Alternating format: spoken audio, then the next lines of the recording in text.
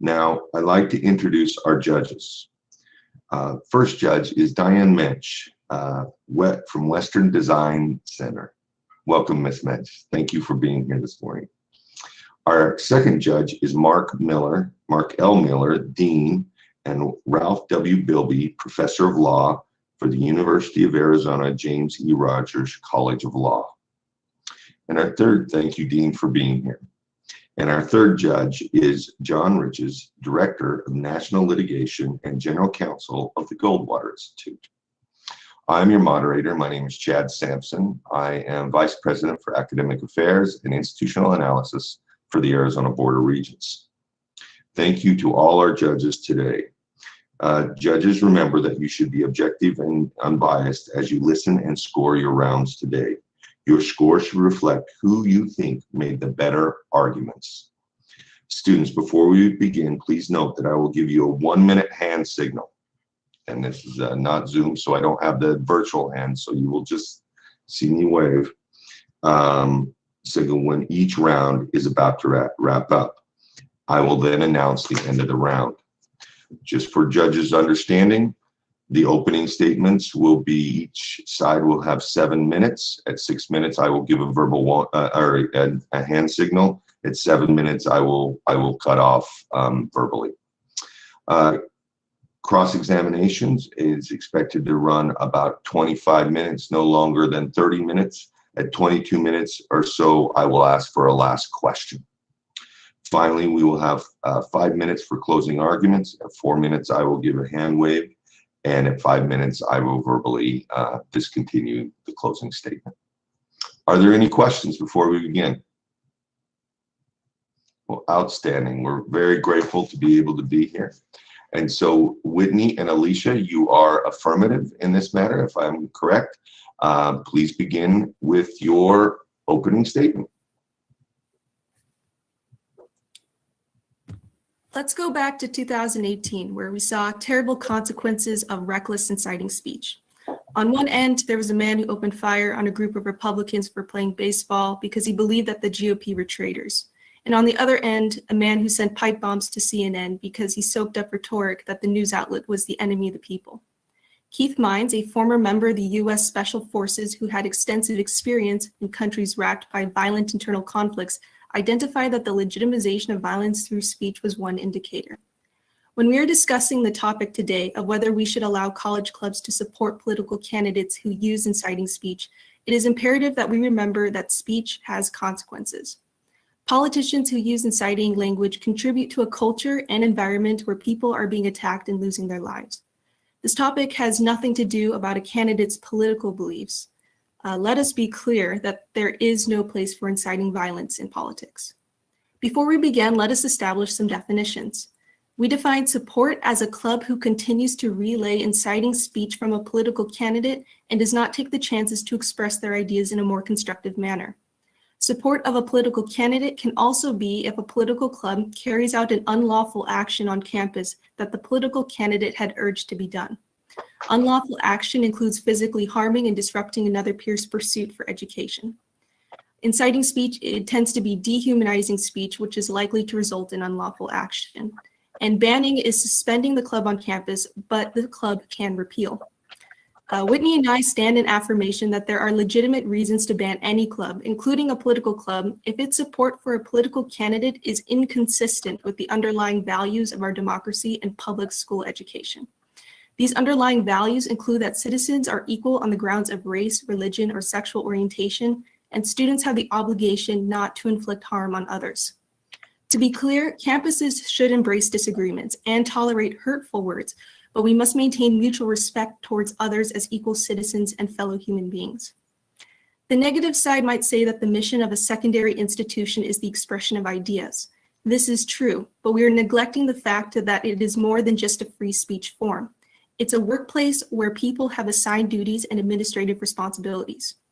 In other words, freedom of expression is not dealt in isolation. And as a community, we have to find a workable compromise that gives due weight to equal respect for all citizens and prevent harm. Whitney and I will walk through 3 main points to support this resolution. First, political clubs that relay inciting speech is not protected under the First Amendment. The United States courts make it clear that inciting speech is not the same as free speech, and therefore it can be reasonable for a campus to ban a political club to keep them accountable for their actions. Furthermore, banning a political club that supports a political candidate by committing lawless action would be not a violation of the First Amendment, because the banning is on the grounds of the political club's actions and not their expression of support. Second, political clubs that support inciting speech from a political candidate have dehumanizing consequences that can kickstart a cycle of retribution and hostility among campus. According to author Glenberg, a professor of psychology at ASU, hearing angry, insightful, hateful speech actually primes your brain to carry out hateful actions. And hearing this speech makes it easier to turn your feelings into action. Dr. Albert Bandura supported this by doing a study where participants that continually overheard an experimenter calling another study subject an animal was more likely to give that subject a painful shock. Other researchers discovered that individuals on the receiving end of dehumanizing speech also respond aggressively. So when a political club, or any club for that matter, targets a group in the community, it provokes a more violent response from the targeted group, and the political club responds. Suddenly, the whole educational environment is just more hostile. And the students' pursuit for education and openness to new ideas are undermined, which defeats the school's mission. This leads to our third point, in that consequences of inciting speech still lingers after the dust of violence had settled. Dr. Brian Mullen of Syracuse University examined the rates of suicide among 10 immigrant groups who came to the US and discovered that immigrant suicide rates were strongly predicted by the negativity of dehumanizing speech in the media to these ethnic groups. Political clubs that support political candidates by broadcasting inciting speech can have a detrimental impact on how other targeted groups on campus view their own self-worth. Education and expression for them would be the least of their concerns. And finally, hate speech are on the rise in the US. For example, the NYPD reported that hate crimes motivated by anti-Asian sentiment jumped 1,900% in New York City alone last year. And this can be directly linked to those of high political power platforms that espouse xenophobic rhetoric. And on the same note, Susan Fisk, a psychologist at Princeton University, conducted neuroscience research that shows that when we dehumanize others, the regions of our brains associated with disgust turn on, and the regions that associate with empathy turn off. So we are all vulnerable to the insidious practice of dehumanizing, and therefore we should all be responsible for recognizing and stopping it. Likewise, campuses made aware of dehumanizing speech occurring in clubs are responsible for some action. To agree with the affirmative does not mean you are agreeing to ban political clubs that stir up controversy. To agree with the affirmative is not to remain indifferent to incitement. Political clubs that act upon inciting speech curtails the development of the student community and undermines the ultimate mission of the university. Dehumanizing speech is not the same as free speech, and it goes beyond being offensive. There is a line, and that is etched from dignity. Thank you.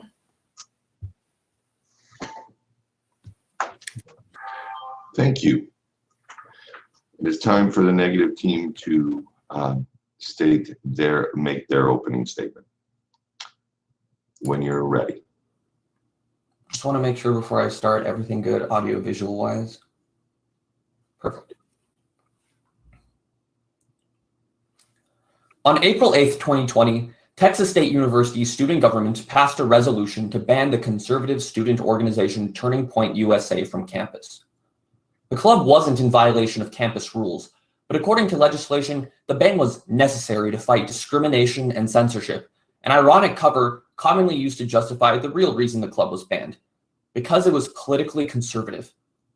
Luckily, in this case, the Dean of Students quickly released a statement clarifying that, as required by the First Amendment, the university would allow Turning Point to stay on campus despite its controversial politics. It is because we strongly agree with the Dean's decision that we negate the resolution. Resolved, there are legitimate reasons to ban political clubs on campus if they support political candidates that use inciting speech. Our thesis is that banning clubs because of the candidates they support allows universities to target clubs with conservative political views, thus violating students' constitutional rights to free association and threatening the culture of free expression and exchange of ideas on campus. Our first contention is that the resolution entails massive and disproportionate banning of conservative clubs. It's common knowledge that universities have a clear bias towards the left. David Lowenstein explains how this bias is embedded in the institution using the example of the University of Southern California. A study of campusreform.org shows that USC as an institution has a liberal bias, according to its assessment of administrative policies, campus groups, and faculty members. The bias is in part because of the disproportionate number of liberal clubs on campus. Faculty and staff skew what goes on in the classroom, and there is an imbalance in political outlets and allies for conservative students. This means that universities, given the opportunity, will set out to ban conservative groups from campus. The case of Turning Point USA shows that this is already something they want to do, and the bias present in the system will inevitably cause conservatives to be seen as more worthy of condemnation. For example, deciding what counts as incitement and what doesn't is hardly an objective process. Even Donald Trump, a candidate endorsed by the vast majority of conservative campus groups, could be said to have incited a riot at the US Capitol, especially in the eyes of the left. Steve Shigaris writes for Al Jazeera in 2021 that whether Trump incited the Capitol riot is in the eye of the beholder. According to the House resolution laying out the article of impeachment, Trump's speech at the Ellipse engaged in high crimes and misdemeanors by inciting violence. In the ABC News poll, 67% of Americans said Trump deserves blame for the riot, including 69% of independents, but only 31% of Republicans.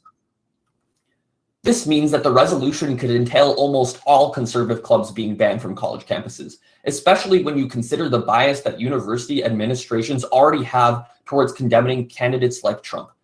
Now, even if you don't think that Trump actually incited the riot, the decision to ban a club does not involve any formal trial in a US court.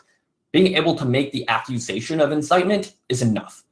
This means that the only opinion that actually matters here is the university's. And as we've seen, that opinion is heavily biased against conservative candidates.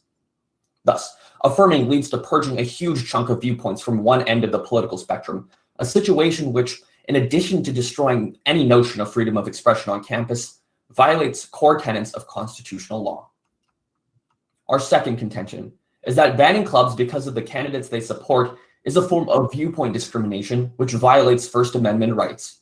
Supreme Court precedent has consistently upheld the fact that universities banning clubs because of their political viewpoints is unconstitutional.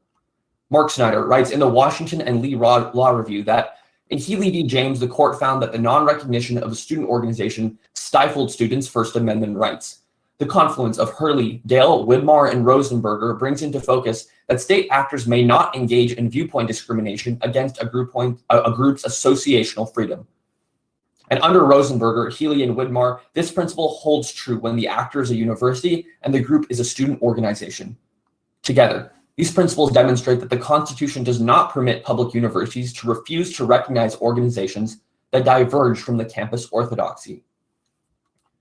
Now, banning clubs because they support a political candidate is unquestionably motivated not by the content or method of student speech, but by the political viewpoints they hold.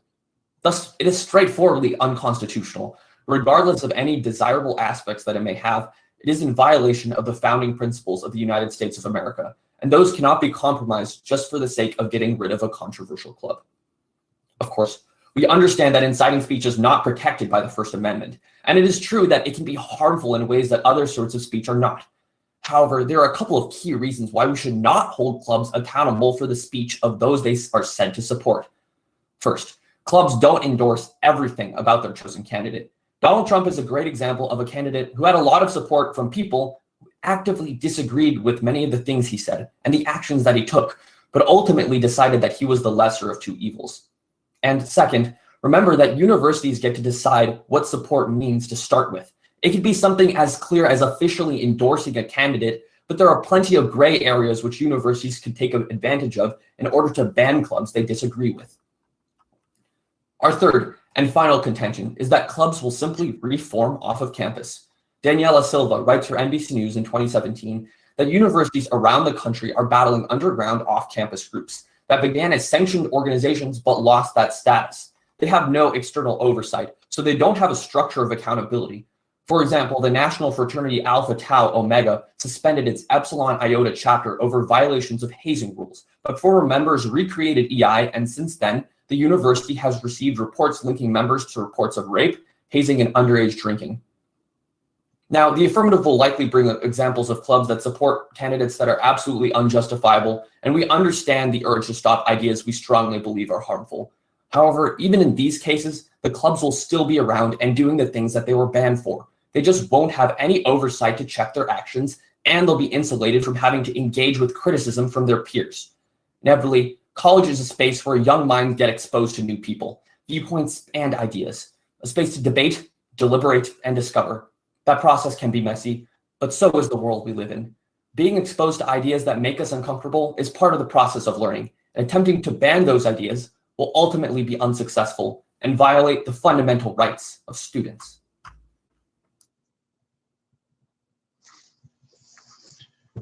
Thank you both. My first question to start off excuse me one second.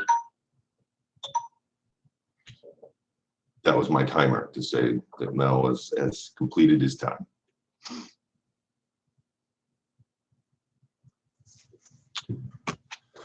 My first question is for the affirmative team, and it goes along with some of the statements that were made by the negative team, which is who gets to decide? Who gets to decide these important decisions on who is banned and who is not? And how do you guarantee that they aren't biased themselves? For the affirmative team, Alicia Whitney. Yeah. So it is right. There is some bias. Everyone has bias, right? And so we need to have a system in which we can minimize that bias. And we propose that for the committee that does it is a triage committee. It's non-related to the campus, and it's comprised of individuals who have these different viewpoints. And so they're not directly pressured by the campus to sway one way or the other. Okay. Let's explore that a little bit more. So let's take recent US history of the 1960s, where you had individuals that were considered radical on the United States campus who were protesting the Vietnam War and joining clubs and organizations that were against that war. Would that, under your proposal, would they be banned today from campus for the affirmative team? Whitney, would you like to take this question or me? I can take it. So when we're referencing inciting speech, we're really going back to the Supreme Court decision in 1969, Brandenburg versus Ohio, that defined inciting speech in a very specific way. So speech that is inciting is directed to inciting or producing imminent lawless action and is likely to incite or produce such action. So there's very specific requirements for inciting speech in the way that we're discussing it today. And so likely in the 1960s, as you've referenced, if those clubs were engaging in lawless action or in violence, they likely would have been banned because there is no toleration for, or we have no tolerance for violence of any sort.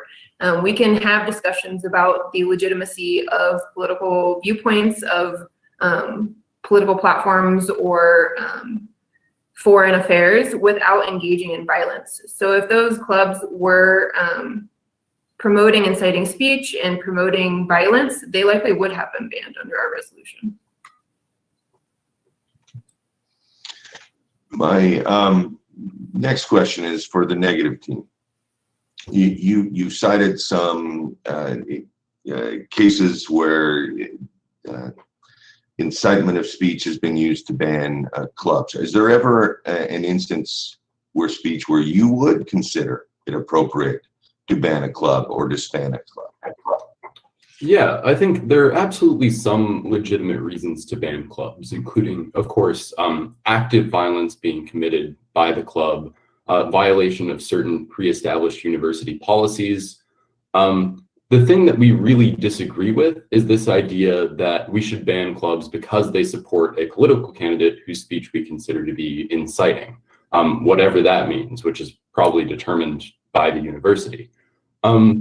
Ultimately, yeah, there are some clubs that are probably worthy of banning. The important thing to note is the reason why.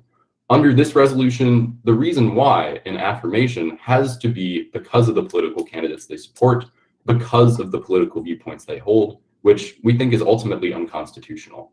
And that's a view that's shared by most university administrations across the US.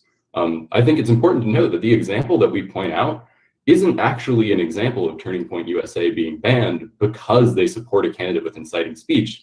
It's an example of a student government trying to ban them, and then the dean pointing out that that's unconstitutional. Lisha or Whitney, do you have a rebuttal to that? The affirmative team, a rebuttal to Christian's remark? Yeah, so I think we should establish exactly what we mean by, on the affirmative side, by support. And that is not that their support, what is support, right? They can relay the information of their political viewpoints, that is fine. But if they continue to broadcast this inciting speech that tends to dehumanize other groups, that is morally wrong under the framework of principlism, the moral framework of principlism. And furthermore, if they act on lawless action by supporting the political candidate, they conduct lawless action, banning would not be on the grounds of free speech, it would be because of the club's actions.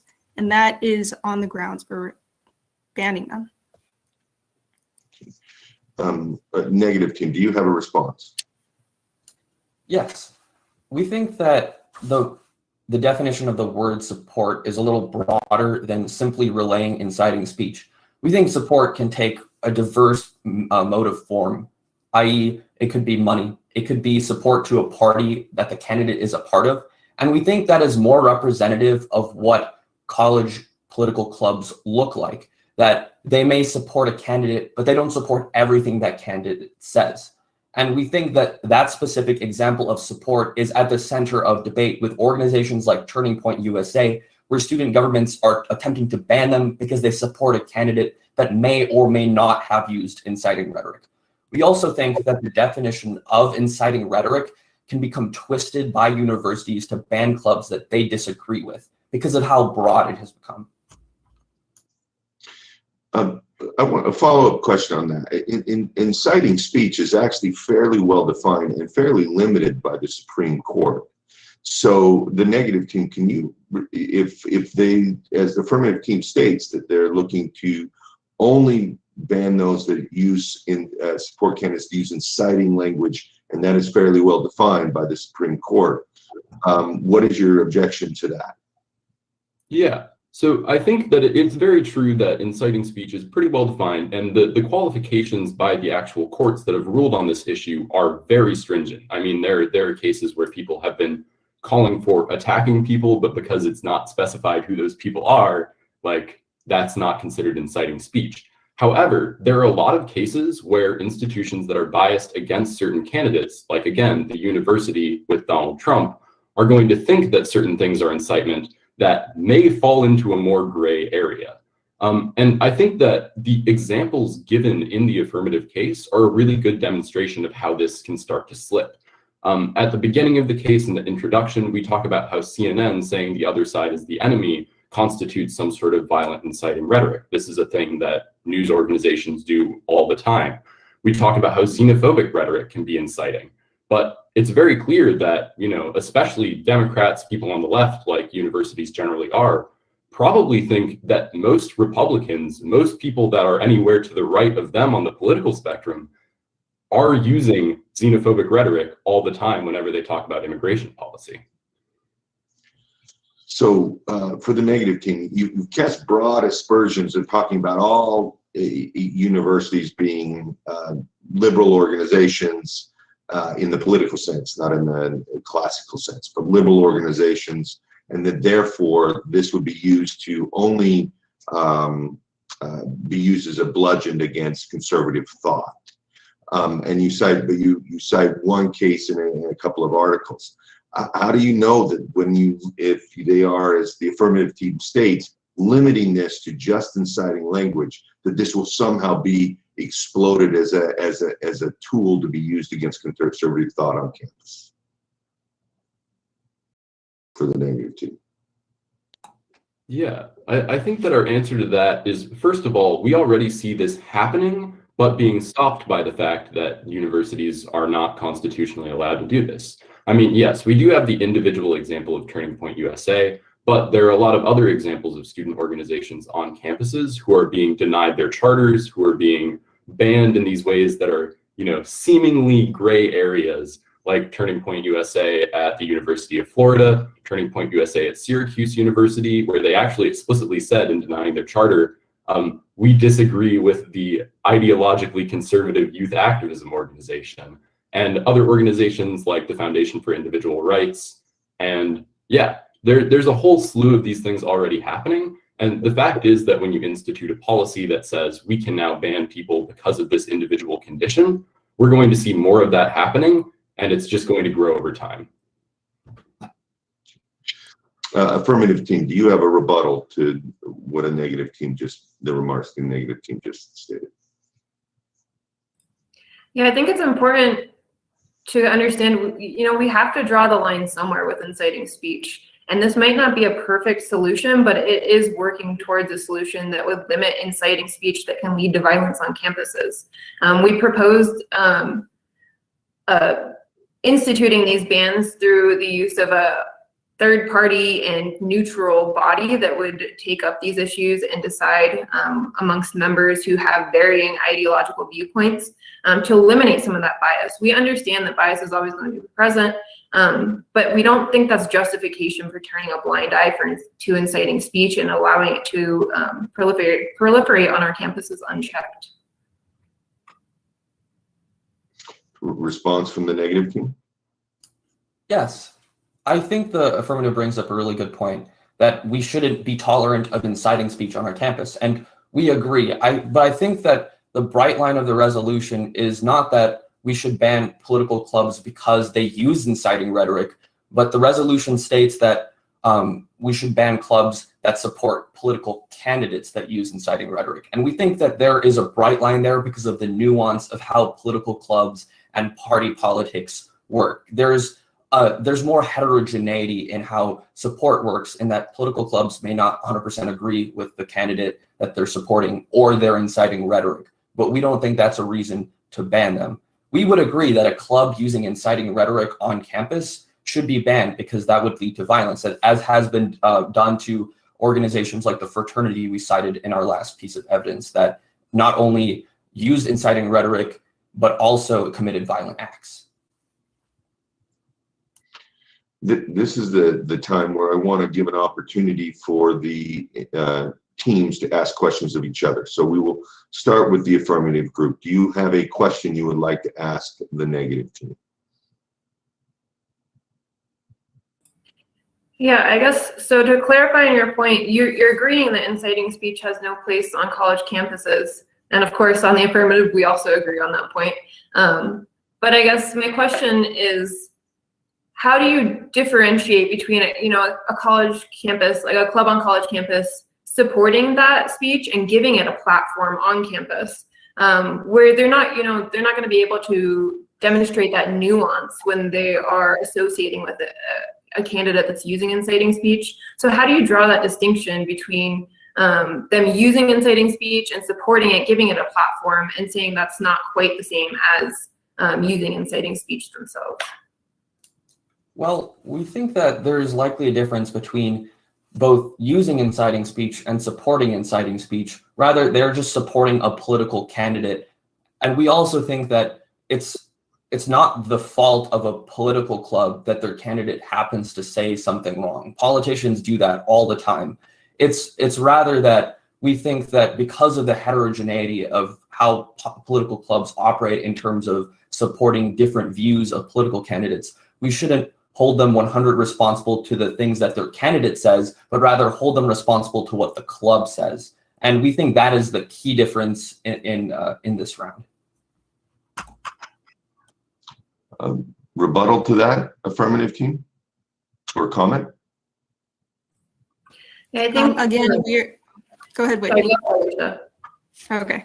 Again, we're not. The affirmative is not saying we should ban political clubs because their political candidate that they support uses inciting speech. We're saying that if that support includes rebroadcasting again that inciting speech that the political candidate says, that's the issue that the affirmative has. It's time for the negative team to be able to ask a question of the affirmative team. Do you have a question for the affirmative team? Yes. Coming off of our most recent discussion, I guess my question is about our definition of support. Specifically, why do you think it's important that we only define support as relaying inciting speech rather than a broader definition? And just very quickly to add to that, do you think that universities are always going to agree with and use that same definition?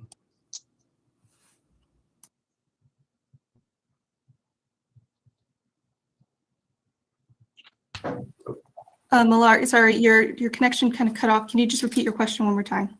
Oh, yes, of course. I was just thinking about how we are defining support. And in your case, you say that it means relaying inciting speech. I guess I'm thinking about how support can mean a multitude of different things. So why do you think it's important that we limit it specifically to relaying inciting rhetoric? Well, yeah, for sure. I mean, support is broad, and that's why we're trying to define it a little bit more, because we don't want campuses to ban to use the word support as an overhead to ban something that they just don't agree with. So we're trying to hone in on exactly what support means to make it easier and more clear as to what are the grounds for banning, right? Negative team, do you have a rebuttal to that or a follow-up question? Yeah, I guess our response is just that the word support is a lot more broad when interpreted in a university context. It can mean things like financial support and purely just associated with a political party. So I guess our argument is that what the resolution justifies is a lot more than what we think the affirmative is saying. Yeah. And yeah, essentially, like the word support just does not mean something that's that narrow. For example, the definition of support provided by the affirmative would exclude something like a very direct example, an official endorsement, which we think that universities would certainly see as an example of support.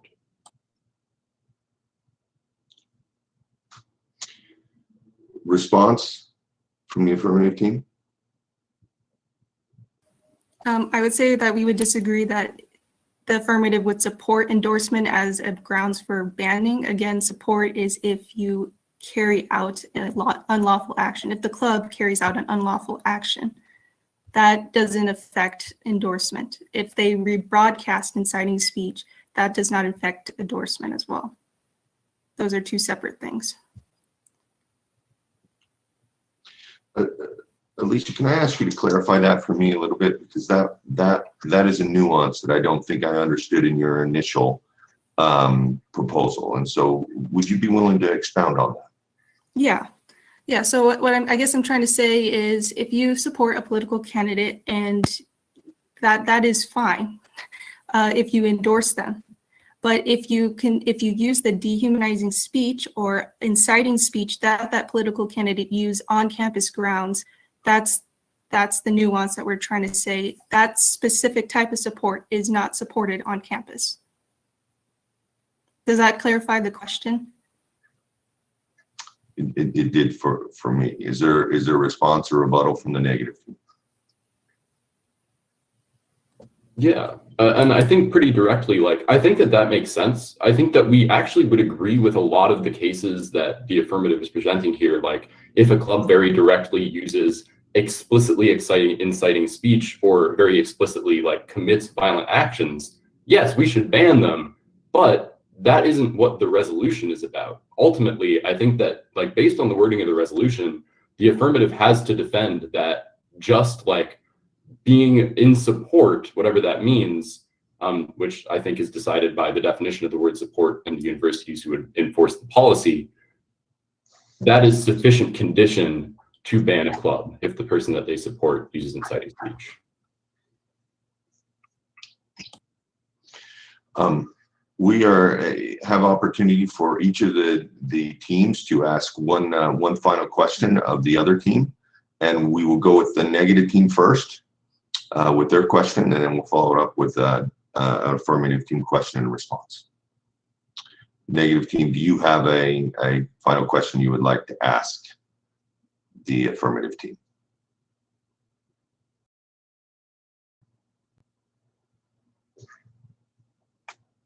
Did I make sense?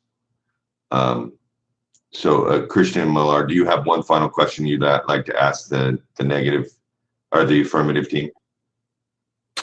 Yeah.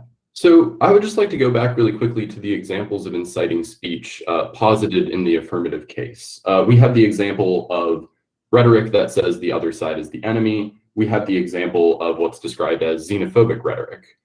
Based on this supposedly very strict interpretation by the Supreme Court with the Brandenburg rules, which require an immediate or imminent threat of violence, how do we think that those examples still meet that standard? Response from the affirmative team, Whitney or Alicia? Yeah, so those examples of inciting speech, I think, still meet that example because let's take, for example, the rise in hate crimes against Asian Americans just in the last year. So we've seen a lot of politicians coming out and saying, you know, this pandemic is their fault. We need to do something about that. We need to respond in kind, essentially. And in response to that, we've seen people being attacked on the streets and really exposed to a lot of violence.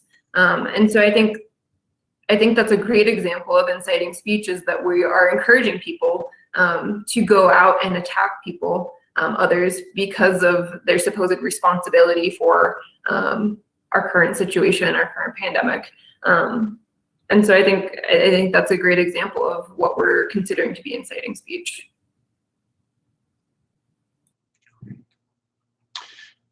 This is the time for the affirmative team. Do you have one final question for the negative team? Yes, so in your third contention, one of your points was that if we ban these political clubs based on their support for a candidate who uses inciting speech on campus, they will simply move off campus and continue to exist. I guess my question is, why should universities continue to support and provide resources for these clubs if they are violating the university kind of mission for acceptance and free civil discourse on campus? Well, I think first of all, it's very important to point out that all of the clubs that would be banned in the affirmative are not ones that are violating that mission. Again, the resolution just states that it is sufficient condition that they support a candidate who uses inciting speech. But past that, I think, I'm sorry, I somewhat lost my train of thought there, or forgot the question. But yeah, Mel, do you want to finish that one up? Yes, I think the heart of our case is about how we agree that inciting rhetoric is bad, but we think the whole idea of the university's mission can sometimes be stretched and co-opted to exclude clubs of certain political viewpoints. And we think that there's a clear delineation between clubs that use inciting rhetoric and clubs that support political candidates that may or may not use inciting rhetoric.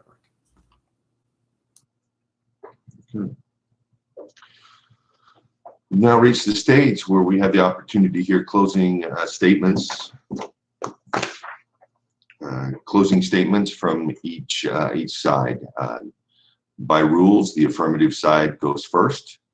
You will have 5 minutes for a closing statement. 4 minutes, I will give you the hand wave to let you know that your time is about to expire. With that, I turn it over to the affirmative team.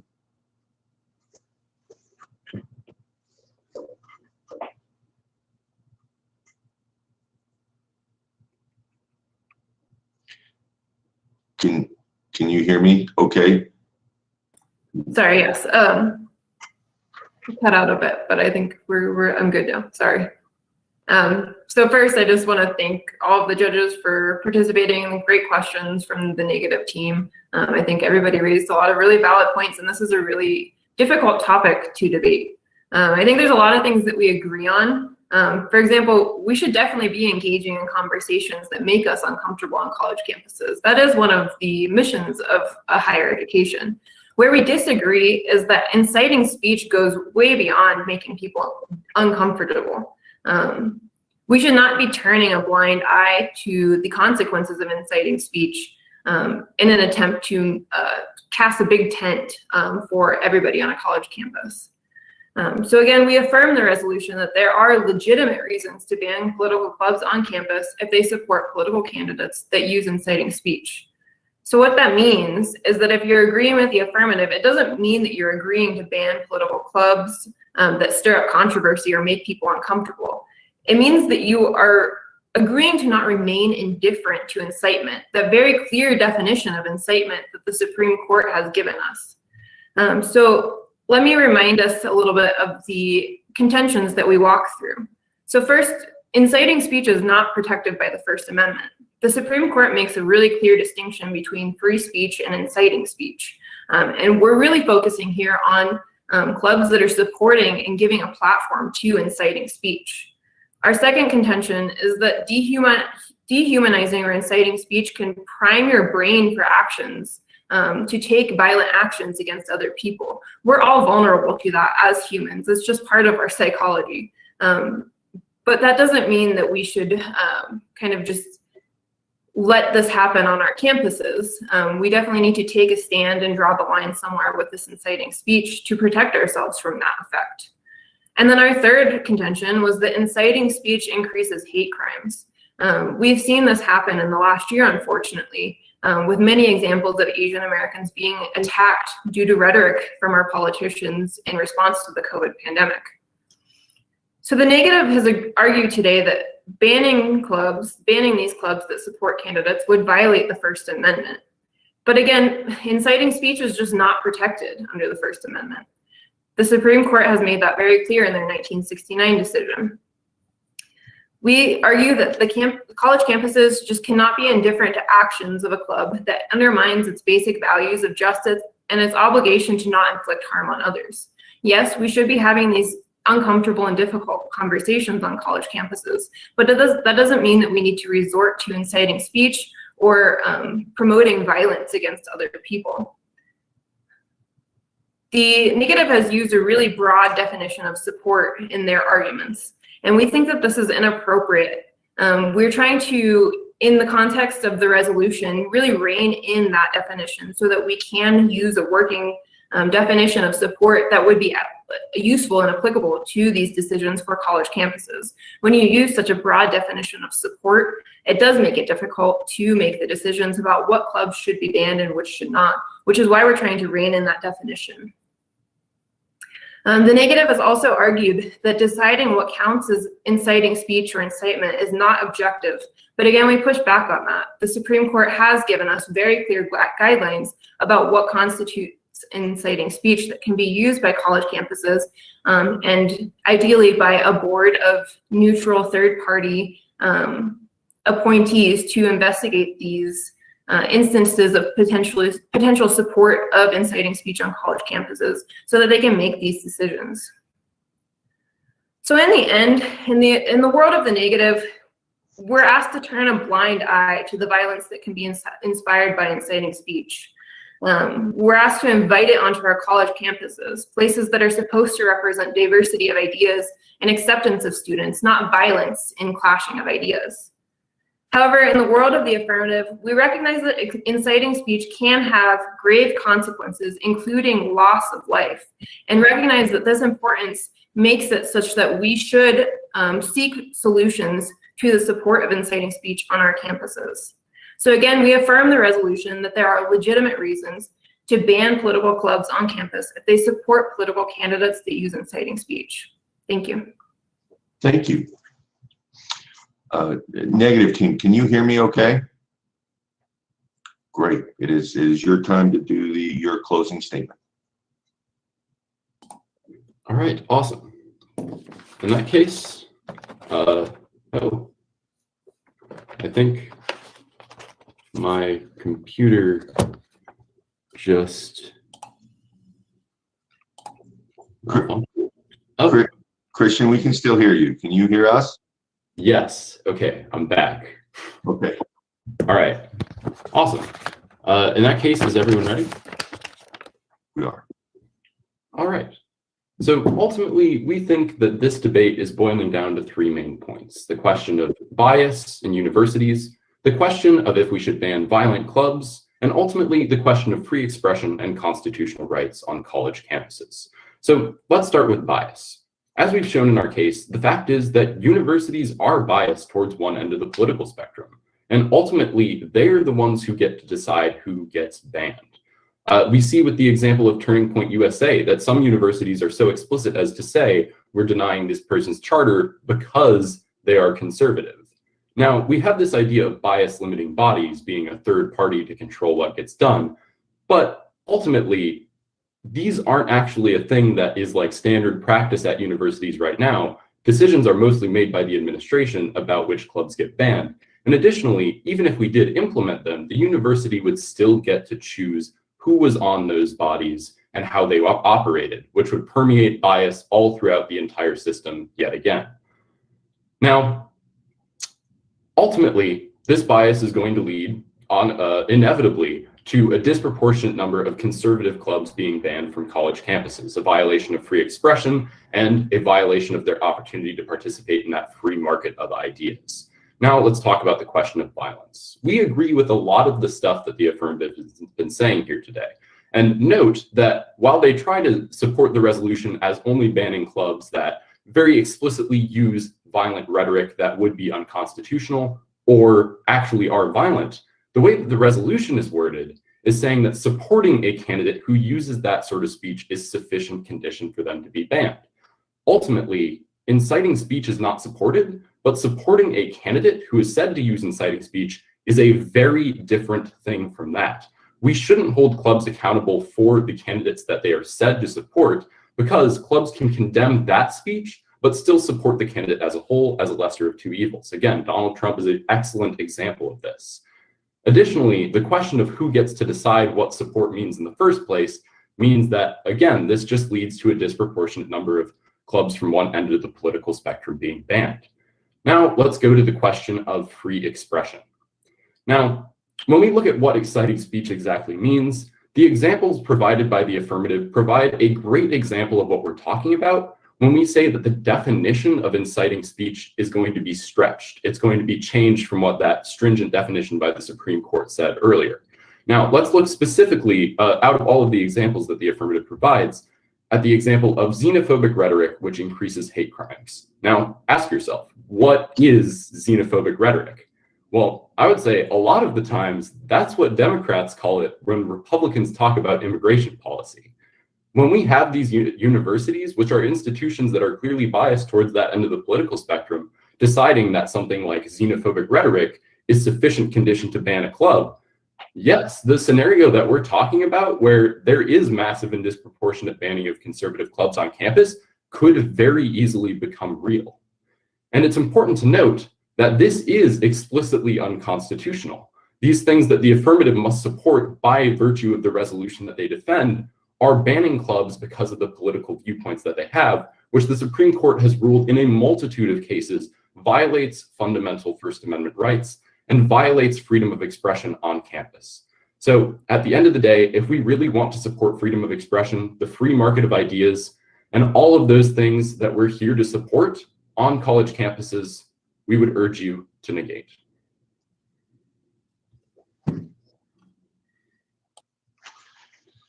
Thank you all. Can you all hear me? Because I want to make sure you can hear me when I say this. Thank you for your hard work, for doing a phenomenal job today, for allowing all of us to participate in this this event that it celebrates free speech. And you should be very proud. You represent Arizona Public Universities very well. You represent your institution, even though we don't know what that is, very well. And we are just so grateful for the time you spent and the weeks and months of preparation to get here. So we hope you have a phenomenal remaining portion of the day. You've got the first one out of the way, and we will now turn it over to our various distinguished panel of judges to complete their charge and score this and submit it, so we can continue on with the competition of the cup. But that does not take away from just the outstanding experience we had first thing this morning. So thank you all. We hope you have a wonderful remaining portion of the day. Judges, is there anything you would like to say before we end? No, just thank you to all of the advocates. Very impressive in each of your cases. Fantastic work. Thank you all. Thank you all. Thank you. All right, with that, you're released roughly about 4 minutes early. So great debate.